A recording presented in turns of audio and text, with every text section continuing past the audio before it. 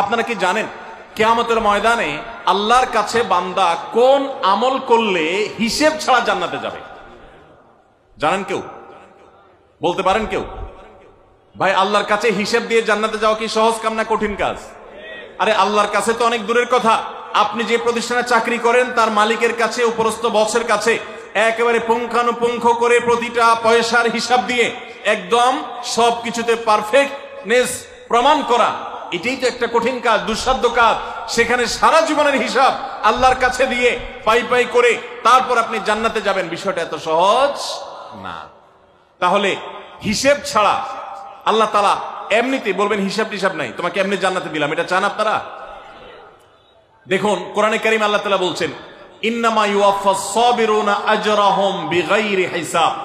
আল্লাহ বিনিময় দেওয়ার ক্ষেত্রে, সওয়াব দেওয়ার ক্ষেত্রে দুনিয়াতে যারা সবরকারী হবে, যারা ধৈর্যশীল হবে, যারা সহিষ্ণু হবে, যারা নিজেকে নিয়ন্ত্রণ করতে পারবে, এই সবরকারীদেরকে আল্লাহ তাআলা হিসেব ছাড়া দিবেন, তাদেরকে সওয়াব দিবেন হিসেব ছাড়া।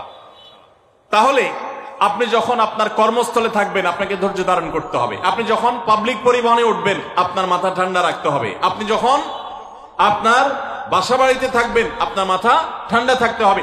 মাথা গরম হয়ে যায় যাদের, হট মেজাজ যারা, কথায় কথায় মাথা গরম হয়ে যায়, ধৈর্যহীন হয়ে যায়, যেখানে সেখানে গন্ডগোল বাধায় দেয়, মারামারি বাধায় দেয়, ধৈর্য সহ্য বলতে কিছু নাই, এই লোকগুলো কিন্তু এই সৌভাগ্যবান মানুষদের কাতারে সামিল হতে পারবে না। ঠিক একইভাবে দাম্পত্য জীবনে সুখী হতে হলে সবর এবং শকর, এই দুইটা মূল মন্ত্রের কোনো বিকল্প পথ খোলা নেই। সেটা স্বামীর জন্য প্রযোজ্য, স্ত্রীর জন্য প্রযোজ্য। স্বামী হিসাবে আপনি স্ত্রীর অনেক অনিয়মতা দেখতে পাবেন, অনেক কিছু দেখতে পাবেন, আপনার আকাঙ্ক্ষা, আপনার চাহিদা, প্রত্যাশার বিপরীত আপনাকে সবর করতে হবে। ভাইরা আমার, আমাদের প্রিয় নবী সাল্লাল্লাহু আলাইহি সাল্লামের দাম্পত্য জীবনে কিন্তু টুনটান সমস্যা হয়েছে। আপনারা মনে করতে পারেন নবী সাল্লাল্লাহু আলাইহি সাল্লামের ঘর, ওনার স্ত্রীগণ সাহাবী, তারা উম্মুল মুমিনিন আমাদের মা, এত মর্যাদাবান মানুষ তারা, তাদের আবার ঝামেলা হয়েছে। ভাই, দাম্পত্য জীবনে টুকটাক সমস্যা তাদেরও হয়েছে। প্রিয় নবী সাল্লাল্লাহু আলাইহি সাল্লাম নিজে একদিন বাসা ছেড়ে মসজিদে নববীতে এসে মন খারাপ করে বসেছিলেন, তিনি বাসায় যাচ্ছেন না, অভিমান করে। ওমর রাদিয়াল্লাহু তাআলা আনহু বিষয়টা বুঝতে পেরে, তার মেয়ে যেহেতু নবী সাল্লাল্লাহু আলাইহি সাল্লামের স্ত্রী, তিনি সেখানে গিয়ে ভেতরে প্রবেশ করে তার সাথে কথা বলে তথ্য উদ্ঘাটন করে সেটা মিটমাট করার ব্যবস্থা করেছেন।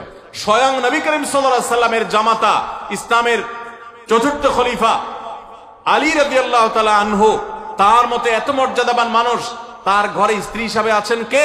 মুহাম্মদ সাল্লাল্লাহু আলাইহি সাল্লামের মেয়ে, জান্নাতে নারীদের সর্দার ফাতেমা রাদিয়াল্লাহু তাআলা আনহা। এত বড় মানুষ তারা, স্বামী স্ত্রী দুইজন, দুই দিককার নেতৃত্বে, একজন যুবকদের নেতৃত্ব দিবে, আরেকজন জান্নাতি যুবতীদের, নারীদের নেতৃত্ব দিবে। এত বড় মর্যাদাবান মানুষ, তাদেরও দাম্পত্য জীবনে কিন্তু টুনটান হয়েছে। একবার আলী রাদিয়াল্লাহু তাআলা আনহু এসে মসজিদে টানটান হয়ে শুয়েছিলেন মাটিতে, মনটা খারাপ, ঘরে একটু হালকা ঝামেলা হয়েছে, তো এই জন্য মসজিদে নববীতে এসে মাটিতে শুয়ে আছেন।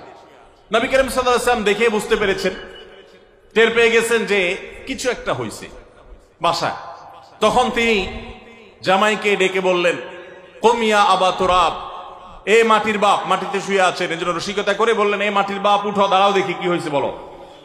ভাইরা আমার, দাম্পত্য জীবনে টুকটাক সমস্যা হবেই হবে। যারা বিয়ে করেন নাই আগে থেকে প্রস্তুত থাকেন, বুকে পিঠে ছালার বস্তা সব বেঁধে রেডি থাকেন। বিশেষ করে সময় যেভাবে গড়াচ্ছে, তাতে করে সামনে থেকে হেলমেট পরেও যাওয়া লাগতে পারে। শুধু যাওয়া না, বাসায় ঢোকার সময় বাইক থেকে নামার পর হেলমেটটা আগে খুলবেন না, আগে যা বুঝবেন পরিস্থিতি কি, তারপর হেলমেট খুলবেন। বুঝেন নাই? দাম্পত্য জীবনে টুকটাক সমস্যা হবেই, এটা প্রত্যাশিত। মনে রাখবেন, এই জিনিসটা যদি আপনি আগে থেকে মাথায় রাখেন তাহলে আপনার কষ্ট অনেকখানি দূর হয়ে যাবে। আমরা অনেকে আকাশ থেকে নেমে পড়ি, কি বলে, এত বড় সাহস, এই কথা বলতে পারে কেন? ভাই আশ্চর্য হচ্ছেন কেন? এর চেয়ে বেশি কথা বলতে পারে, মাথা বাড়ি মারছে, আরে ভাই ছুরি মারে নাই যে শকর আদায় করে। বুঝেন নাই কথা?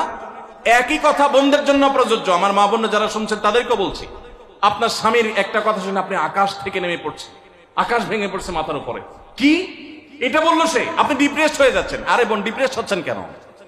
এটা কেন?